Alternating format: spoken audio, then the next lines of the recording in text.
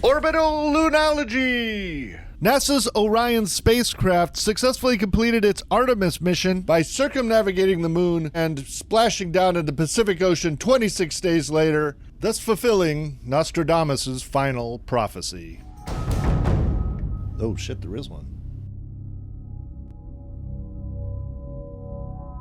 The Artemis is equipped with 24 cameras because the project's director, Zombie Kubrick, needed full coverage if he was going to pull it off this time.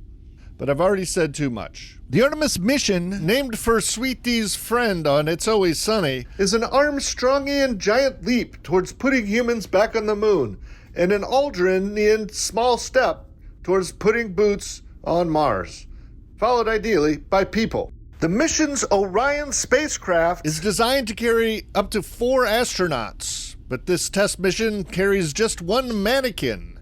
That's mannequin, not mannequin, which is spelled mannequin rather than mannequin. A mannequin is a jointed model of the human body used for science and anatomy, as opposed to a mannequin, which is a human model that turns into Kim Cattrall when no one was looking.